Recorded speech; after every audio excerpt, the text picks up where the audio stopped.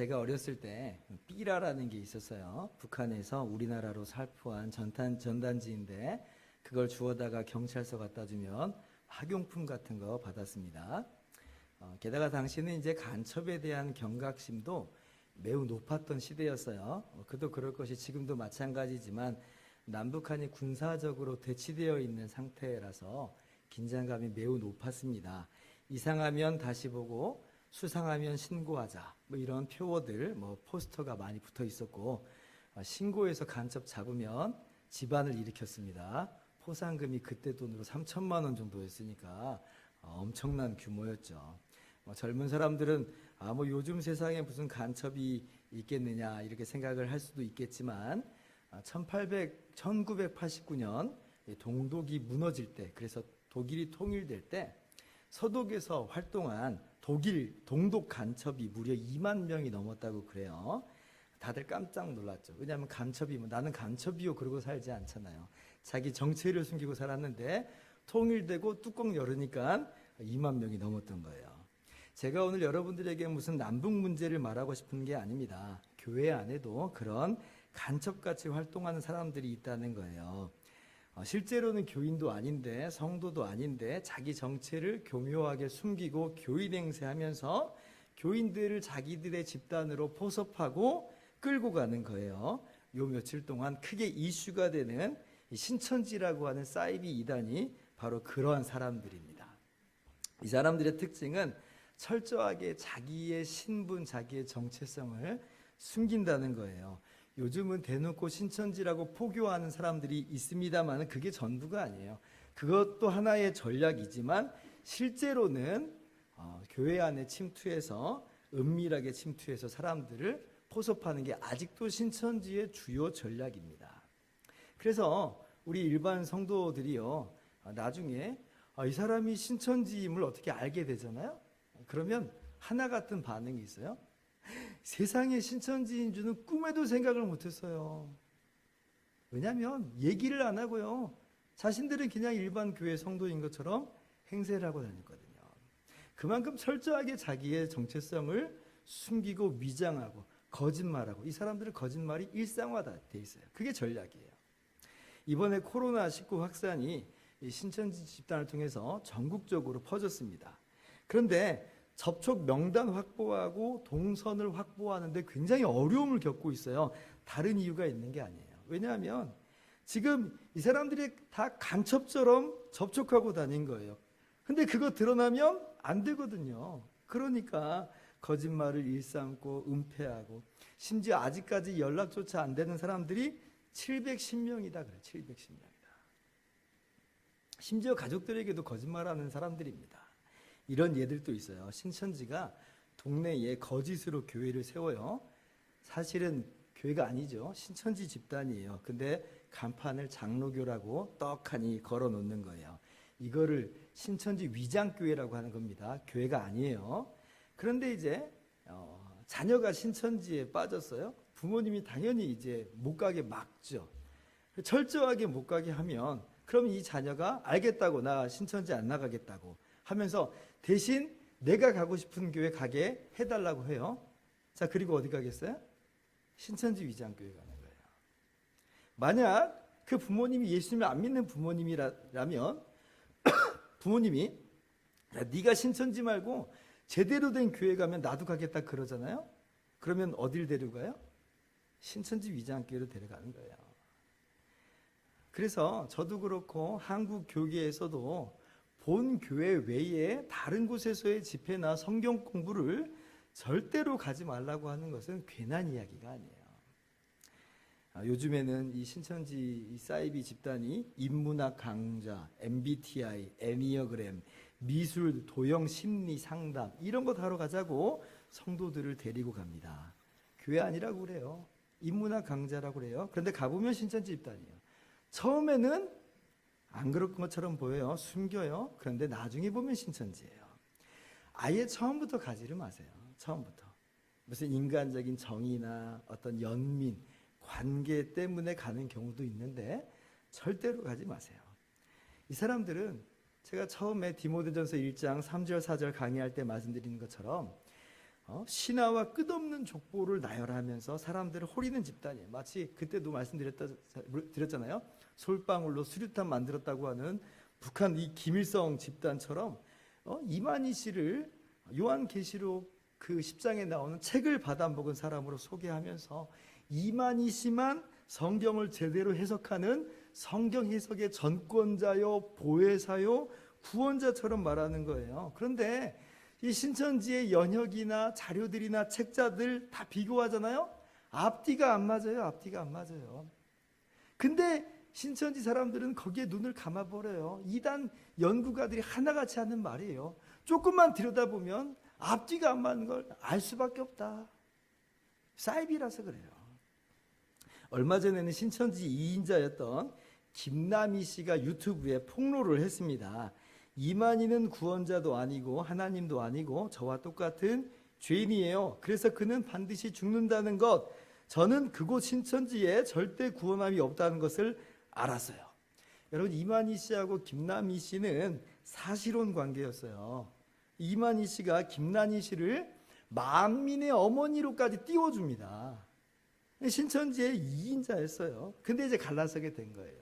그러니까 이제 신천지에서 이 김남희 씨를 바로 배도자라고 낙인을 찍어요. 엊그제까지 2인자였는데, 만민의 어머니였는데. 김남희 씨도 공식적으로는 하나님께 회개한 적이 없고 한국 교회의 용서를 구하지도 않았기 때문에 그가 지금 바른 신앙으로 개종했다라고 보기는 아직 어렵습니다. 어쩌면 지금 이만희 씨하고 알력 다툼을 하는 것처럼 보이기도 해요. 그러나 어쨌든지 간에 이 신천지 집단의 허구성을 지적하는 것은 똑같아요. 여러분, 이 우리나라에 신천지만 있는 건 아니죠. 각종 이단들이 정말 도처에 널려 있습니다. 안상홍과 장길자를 하나님이라고 섬기는 하나님의 교회라고 하는 이단도 있고, 예전부터 성도를 미혹해왔던 자칭 재림요수 문선명의 통일교도 있고, 미국에서 건너온 이단들, 예수님이 하나님 되심을 부인하고 있는 여호와의 증인이나 몰몬교, 토요일 안식일을 준수해야 구원받는 것처럼 가르치는 안식교 이단. 그러니까 도처의 이단들이 얼마나 많은지 몰라요. 우리가 미혹되지 않도록 정신을 바짝 차리고 있어야 돼요. 자, 그런데 이렇게 기독교가 아니면서 기독교를 가장하여 미혹하는 이단들도 있는 반면에 이런 사람들도 있어요. 자신들의 주장이 실제로는 이단들의 주장인지를 모르고 자신은 기독교라고 하면서 성도들을 미혹하는 부류가 또 있습니다. 이 명절날마다 방영되는 한국 영화 중에 전우치라고 하는 영화가 있어요. 거기 악당으로 나오는 사람이 화담이라고 하는 도사예요. 그런데 이 화담이라는 도사가 사실은 요괴인데 그동안 자신이 요괴인 줄도 모르고 그러고 살아요. 심지어 아주 착하게 살아요. 근데 사실은 요괴였어요. 나쁜 악당이에요. 지금 이 사람들이 딱 그런 사람들이에요. 자신들이 기독교인인 줄 알아요. 자신들의 주장이 옳은 줄 알아요. 그렇게 믿고 설파하지만 실제로는 전혀 성경적이지 않고 기독교적이지 않아요. 대표적인 사람들이 자유주의 신학자들입니다. 이 자유주의 신학자들은요, 그 가운데서도 다양한 부류의 사람들, 다양한 주장이 있지만 대체로 이 사람들은 성경이 하나님의 말씀 그 자체임을 믿지를 않아요. 그저 하나님에 대한 사람의 반응 정도로 이해를 해요. 그리고 성경에 나타난 기적도 믿지 않아요. 신화나 허구이며 종교적인 의미가 채색되어 있다고 믿습니다. 그래서 그 기적들 다 걷어내고 그 안에 있는 실제 의미를 찾아내야 된다고, 그게 중요하다고 이야기를 해요. 그 이유가 다른 게 아니에요. 이 사람들이 현대 사상에 물들어서 그렇고, 그리고 자신이나 현대 지성인들에게 기독교를 납득시켜 주고 싶어서도 그래요. 그러니까 자기가 기적이 안 믿어지니까 기적을, 그리고 성경을 자신의 이해와 지식의 테두리 안에서 제한해 버리는 거예요. 기적을 제거해 버려요. 사람마다 좀 차이가 있지만 대체로 예수님의 동정녀 탄생 믿지 않아요. 예수님이 하나님 되심 믿지 않아요. 예수님의 육체적 부활 이거 믿겠어요? 이 사람들은 안 믿어요. 장차 예수님이 다시 오신다, 천국이 임한다, 믿지 않아요. 그러니까 죄, 예수님의 십자가 대속, 구원 이런 거를 이야기하지 않고 사랑하자, 이 얘기, 사랑하자. 그러니까 윤리적이고 도덕적인 고상한 종교로 기독교를 이야기를 해요. 물론 우리 기독교 안에 그런 부분들이 분명히 있지만 그게 본질은 아닌데, 마치 그것이 기독교의 정말 본질인 것처럼, 윤리와 도덕이 전부인 것처럼 이야기를 하는 거죠. 이 사람들이 나는 아직도 믿어지지 않습니다, 잘 이해가 안 되고요, 잘 모르겠어요, 더 알고 싶어요 하면 문제될 게 없어요. 뭐가 문제겠어요? 아직 믿어지지 않는다는데 그런 사람들에게는 가르치고 또 그들을 위해서 기도하는 것, 그러면 돼요. 우리가 그러면 돼요. 그런데 이 사람들은 그게 아니라 자신들의 이런 이해나 발견이야말로 이게 진짜 기독교의 참모습이다, 이렇게 해버리는 거예요. 그리고 사람들에게 그렇게 가르치는 거예요. 자신들은 기독교의 테두리 안에 있어요. 앞으로도 기독교를 벗어날 마음은 없어요. 그렇게 계속 기독교 안에 자리 잡고 있으면서 자신들이야말로 제대로 안다고 하는 거예요. 그리고 그 그릇된 교리와 주장을 다른 사람들에게 당당하게 주장해버려요. 결국 이거는요, 신천지하고 아무런 차이가 없는 거예요. 신천지는 교인들을 끌어다가 자기들의 집단으로 데리고 가는 것이고, 자유주의 신학자들은 교인들을 그대로 두기는 하는데 그 영혼을 멸망으로 데리고 가는 거예요. 죄와 주님의 십자가 대속이 없는 기독교가 무슨 의미가 있어요? 그래서 목사님들이요, 우리 교인들이 그냥 계속 예배 잘 드린다고 그렇다고 또 좋아할 것만 아니에요. 성도들의 마음이, 그들의 생각이, 그들의 영혼이 어디로 기울어지고 있는가까지도 들여다봐야 돼요. 예배는 잘 나오지만 자유주의 어떤 신학 사조에 물들어가고 있다면, 현대 사상에 물들어가고 있다면 그건 역시도 심각한 문제다. 그렇게 볼 때에 현대 교회에서 벌어지고 있는 일들은 그야말로 전쟁입니다. 전쟁이에요. 목사들은 목숨 걸고 이단과 그리고 이러한 자유주의 신학자들과 싸우면서 마치 성을 사수하는 군인과도 같은 사람들이 목사예요. 근데 이게 사실 현대교회만의 일은 아니었고요, 초대교회 때부터 그랬어요. 오늘 말씀 보니까 바울과 디모데가 지도해왔던 에베소 교회도 마찬가지다 하는 것을 볼 수가 있어요. 본문 20절 말씀 보면 특기할 만한 두 사람의 이름이 등장합니다. 믿음과 착한 양심을 가지라. 어떤 이들은 이 양심을 버렸고 그 믿음에 관하여는 파산하였느니라. 20절 같이요.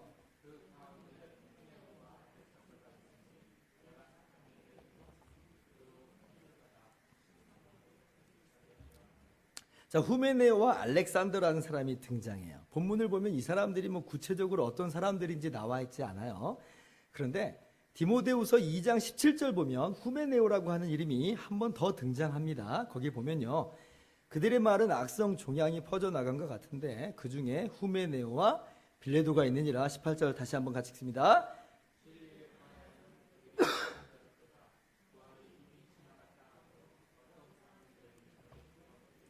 여기에도 후메네오가 나와요. 다른 서신도 아니고 디모데 전서와 후서에 같은 이름이 쓰인 걸 보면 같은 사람이라고 하는 것을 알 수가 있어요. 그런데 디모데 전서하고 디모데 후서는 대충 한 2, 3년간의 간격이 있어요. 그런데 아직도 언급되는 걸 보면 이 후메네오는 그만큼 잘 알려져 있고 그 영향력이 상당했다는 것을 알 수가 있어요. 제가 여러분들에게 서기정 씨를 조심하십시오, 그럼 여러분들이 서기정 씨가 누구예요? 이렇게 나오죠. 예전에 제가 처음에 사역할 때 같이 있었던 청년인데, 근데 신천지 이단에 빠졌어요. 모르잖아요. 이만희 씨를 조심하십시오. 그러면 알아요. 신천지 교주? 조심해야죠.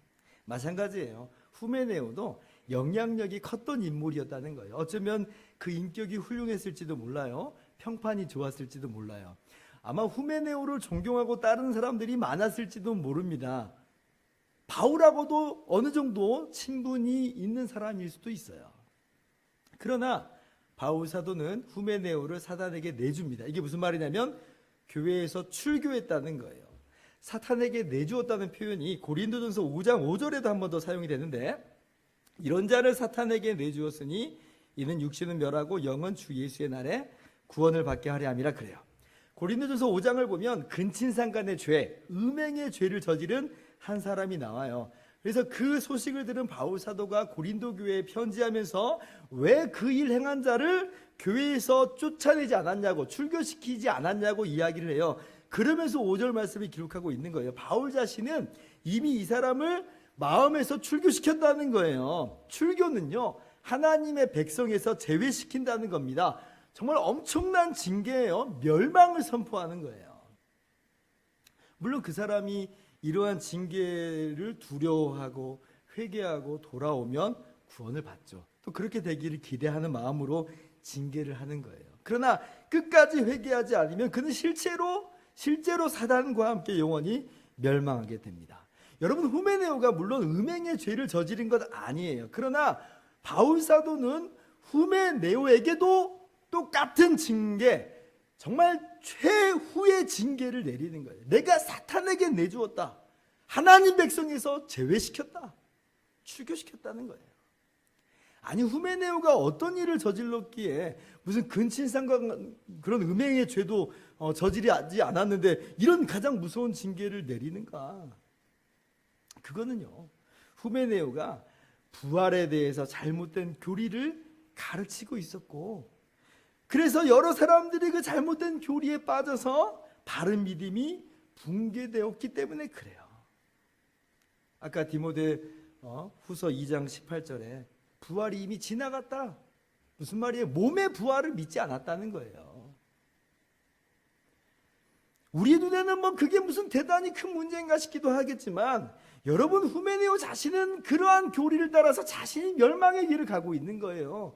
그리고 자신과 함께 다른 사람들도 함께 멸망의 길로 인도하고 있어요. 그러니 바울 사도가 결단을 내릴 수밖에 없는 것이죠. 후메네오가 하나님의 영광을 가리고 있고 교회를 혼란에 빠지고 있으니까 어쩌면 정말 바울의 마음 가운데 아픈 마음이 가득히 있을지라도 그래도 그냥 관용한답시고 넘어갈 수는 없는 거예요. 마치 나치 독일 시절에 보네퍼라고 하는 목사님이 있었어요. 이분은 목사님이잖아요. 근데 목사의 신분임에도 불구하고 히틀러를 암살할 계획을 세웁니다. 그분이 이런 유명한 글을 남겨요. 만일 미친 사람이 자동차를 몰고 간다면 나는 목사이기 때문에 그 차에 희생된 사람들의 장례식이나 치러주는 것으로 만족하겠는가? 달려가는 자동차에 뛰어올라 핸들을 빼앗아 버려야 되지 않겠는가? 그래서 히틀러를 끌어내야 된다는 거예요. 물론 실패했어요.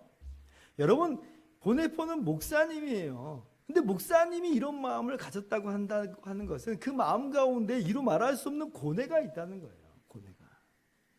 칼빈도 이렇게 말합니다. 후메네오를 일컬어서 한 사람의 명예를 보호해 줌으로써 1,000명을 파멸로 이끌고 지체들의 무지로 인해서 탈선하게 되어 그들을 버려야 한다면 이것을 어떻게 관용이라고 할 수 있겠습니까?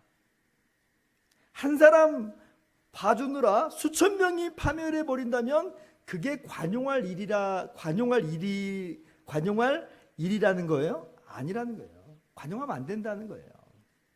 여러분, 지금 전국을 강타하고 있는 이 전염병 문제가 그렇잖아요. 그러니까 한 명 친하다고 대충 내버려 두면요, 그 사람이 슈퍼 전파자가 돼가지고 수많은 사람들에게 질병을 퍼뜨리는 거예요. 그래서 지금 그 사람 붙잡고 어떻게 하든지 그 질병에 대해서 끝장을 보고 있잖아요. 동선을 추적하고 만난 사람을 파악하고 어떻게 하든지 최후의 하나까지 그 질병을 막으려고 애를 씁니다. 여러분, 그래서 바울 사도는 디모데에게 너도 선한 싸움을 싸우라 그래요. 다른 이야기가 아니에요. 진리에 있어서 양보하지 말고 최후의 순간까지 싸움을 멈추지 말라는 거예요. 18절 말씀이에요. 같이 읽습니다. 시작. 아들 디모데야, 내가 내게 이 교훈으로서 명하노니 전에 너를 지도한 예언을 따라 그것으로 선한 싸움을 싸우며. 지금 아는 사람이라고 친한 사람이라고 관용할 문제가 아니라는 거예요. 심지어 그쪽 편이 굉장히 많고 내가 이런 판결을 내리는 순간 수많은 반대에 직면하고 무수하게 많은 적을 만드는 한이 있더라도 싸워라. 그래서 이건 전쟁이에요. 물러서면 안 돼요. 그리고 그렇게 전쟁하는 것이 선하다는 거예요. 그래야 교회가 사니까. 그래서 선한 싸움입니다. 요즘 질병관리본부에서 그래서 그 선한 싸움을 하고 있어요. 단 한 명의 확진자들도 빠짐없이 돌보고 단 한 명이라도 빠짐없이 동선을 추적해서 그렇게 질병을 막아서려고 해요. 얼마나 선해요. 선하잖아요.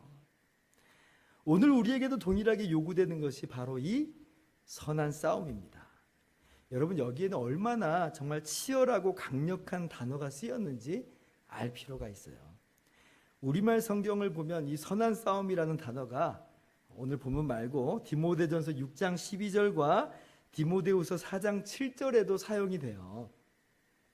근데 제가 예전에는 이 단어들이 전부 그냥 같은 단어로만 쓰인 줄 알았어요. 그런데 설교 준비하면서 원문 단어들을 살펴보니까 이게 다른 단어들이에요. 다른 단어들. 다른 곳에서는 이 선한 싸움이 군사 용어로 쓰이기도 하고 또 운동 경기로도 사용되는 그런 단어로서 싸움이라는 단어를 사용합니다. 그런데 오늘 디모데전서 1장 18절의 싸움은 오직 전쟁 용어로만 쓰이는 그 단어를 써요. 전쟁 용어로만 쓰여요. 이 단어는.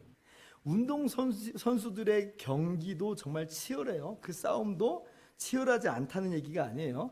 다른 곳에서 쓰인 이 선한 싸움도 정말 치열합니다. 그런데 그 단어 말고 오직 전쟁 용어, 군대 용어로만 쓰이는 단어를 굳이 선택했다는 것은 정말 이 이단과의 전쟁, 진리를 놓고 싸우는 이 싸움은 피눈물 흘릴 정도로 힘들고 아프다는 거예요. 그 싸움이 눈물겹다는 거예요. 그러나 그래도 너는 선한 싸움을 싸워라. 오늘 성경은 이야기합니다. 이건요, 여기서 내가 양보하면 나는 물론이고 우리가 다 죽는다는 각오로 싸운다는 거예요. 뭐에 대해서? 진리에 대해서.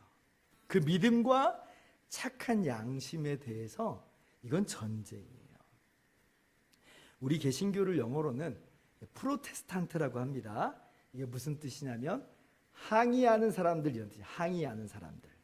왜 그런 별명이 붙었냐면 1517년에 루터의 종교 개혁으로 인해서 독일의 개신교 신앙이 들불처럼 퍼져나갑니다. 성경적인 믿음, 바른 믿음으로 사람들이 많이 돌아오게 되는 거예요. 근데 1526년에 독일 슈파이어에서 제1차 제국회의가 열려요. 황제와 제후들이 모인 거예요. 이때 이제 어떤 일이 있게 되냐면 최소한의 신앙의 자유가 보장이 됩니다. 그 당시는 다 카톨릭이었어요. 이 독일 황제도 카톨릭입니다.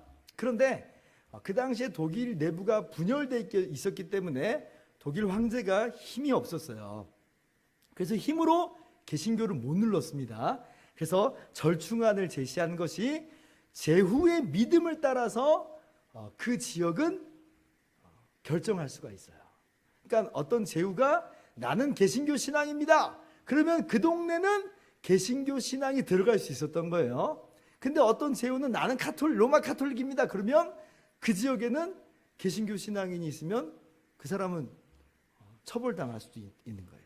그러니까 제한된 의미에서의 신앙의 자유죠. 그래도 그게 어디예요? 그 안에서 믿음을 지킨 사람들이 많이 일어났던 거예요.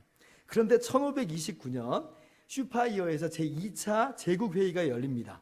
여러 제후들이 함께 또 모였어요. 근데 그때 어떤 결정이 내려지냐면 오직 로마 카톨릭만이 합법적이고 유일한 신앙이라고 하는 결정을 내려요. 그리고 루터파 제후들에게 로마 카톨릭으로의 복귀를 강요합니다. 왜냐하면 이때 이제 내부 문제가 좀 해결이 됐어요. 황제가 힘이 생겼어요. 그러니까 찍어 누르는 거예요. 그러니 소수였던 이 루터파 제후들이 얼마나 두려워했는지 몰라요. 공포죠. 공포스럽죠. 그러나 공포에 짓눌렸지만 굴복하지 않고 황제에게 종교의 자유를 인정한 3년 전의 약속을 지키라고 항의 서한을 내밀어요. 당시에 총 400명이 모였는데 이 루터파 제후는 19명입니다. 19명. 그 소수의 사람들이 항의하는 서한을 강력하게 내밀어요. 그래서 항의하는 사람들, 개신교의 별명이 그렇게 생긴 거예요. 목숨 걸고 한 거예요. 목숨 걸고.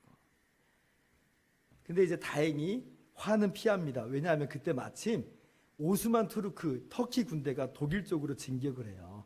그래서 내전하면 이거 망하는 길이잖아요. 그래서 기독교를 박해하지 않고 개신교를 박해하지 않고 그냥 갈등을 봉합합니다. 그래서 개신교가 우리 기독교가 살아남게 된 거예요. 여러분, 이 제후들은 자신들의 믿음을 지킨 것뿐 아니라 자신들의 그 지역 안에 있는 교회 성도들의 믿음을 위해서 목숨을 걸고 지킨 거예요.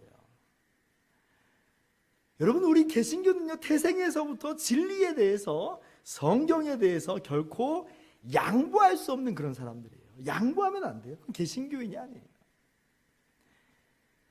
그렇다고 해서 이 진리가 굉장히 어렵고 난해한 것이 아니에요. 바울 사도가 선명하게 이 진리를 요약합니다. 디모데전서 1장 15절입니다. 같이 한번 읽어봅시다. 시작.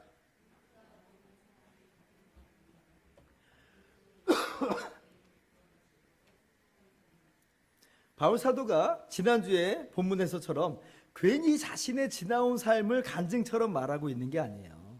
에베소 교회의 신화와 끝없는 족보를 말하고 율법주의가 침투하고 있고 후메네오처럼 몸의 부활을 부인하고 있는 각종 이단과 거짓 사상들이 에베소 교회에 들어오고 있는데 그것 가르치게 하지 말고 그것 따라가게 하지 말라 하면서 전에 바울 사도가 전한 복음의 내용, 하나님의 영광의 복음에 집중할 것을 말하고자 자신의 지나온 삶을 간증한 거예요. 그러면 그 복음이 뭐냐? 라고 할 때 이거예요. 죄인 괴수와도 같은 나를 구원하신 우리 주님 그리스도 예수께서 죄인을 구원하시려고 세상에 임하셨다. 이 진리에 대해서 우리가 결코 양보할 수 없고 이 진리를 가르치는데 우리는 목숨을 걸어야 된다. 이게 선한 싸움이라는 거예요. 여러분, 이 문장이 짧은 문장이지만 여기에는 결코 우리가 양보할 수 없는 진리들이 요약되어 있어요. 그게 뭡니까? 첫 번째, 모든 사람이 죄인이라는 거예요. 전부 하나님 앞에서 죄인이고 멸망할 수밖에 없는 비참한 처지예요. 둘째, 예수 그리스도께서는 세상에 임하신 하나님의 아들이라고 하는 거예요. 우리와 똑같은 인간이요, 인간의 삶을 사셨지만 근본적으로는 세상에 임하신 분, 죄의 문제를 해결할 수 있는 하나님 당신이라는 거예요. 셋째, 예수 그리스도께서 죄인을 구원하셨다는 거예요. 예수님께서 이 땅에 오신 이유는 다른 것이 아니죠. 죄인을 구원하시기 위한 거예요. 우리의 죄를 대신 짊어지고 십자가에서 모든 저주와 형벌과 하나님의 진노의 심판을 대신 받으세요. 그래서 우리에게 거저 구원을 가져다 주셨다는 거예요. 넷째, 그러므로 그 어떤 죄인 괴수라도 예수님을 믿으면 구원받는다. 바울 같은 사람도 구원하셨으니 용서받지 못할 사람도 구원하셨으니 주님이 구원하시지 못할 사람은 없다. 주님이 구원하시지 않을 사람은 없다. 그렇게 저와 여러분을 구원하신 것이에요. 그래서 우리는요, 예수님께 나아가기만 하면 돼요. 믿기만 하면 돼요. 회개하고 주님을 믿는 자들에겐 하나님께서 거저 그리스도로 말미암아 구원을 주신다.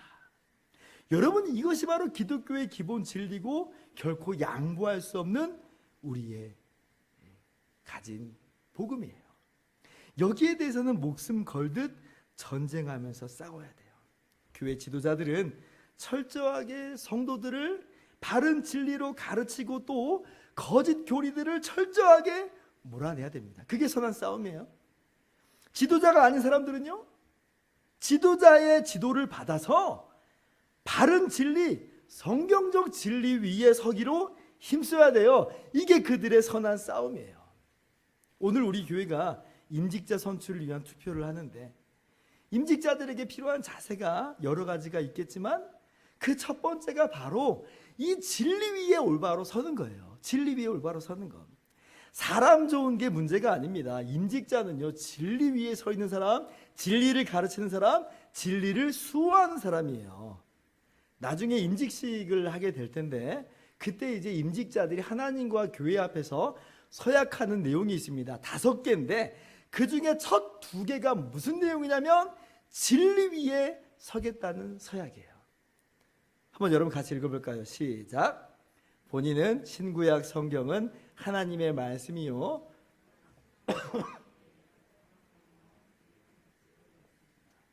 본인은 본 장로의 신조와 웨스트민스터 신앙고백서 및 대소요리 문답은 신구약 성경의 교훈한 도리를 총괄한 것으로 알고 성실한 마음으로 받아 신종할 것을 서약합니다. 하나님 말씀 위에, 성경 위에, 바른 교리 위에 내 자신을 세우겠습니다라고 한 서약이에요. 사랑하는 성도 여러분, 이 서약이 비단 임직자들만의 서약이 아니라 우리 예수은혜교회 모든 성도들의 서약이 되기를 주님의 이름으로 축원합니다. 이제 결론적으로 한 가지만 적용하면서 말씀을 맺고자 합니다. 그러면 어떻게 우리가 이 선한 싸움을 잘할 수 있는가 하는 것이에요. 어떻게? 거기에 대해서는 사도 바울께서 다른 곳에서 그 비결을 말씀합니다. 갈라디아서 1장 9절 10절입니다. 우리가 전에 말하였거니와 내가 지금 다시 말하노니 만일 누구든지 너희가 받은 것 외에 다른 복음을 전하면 저주를 받을지어다. 10절 같이요.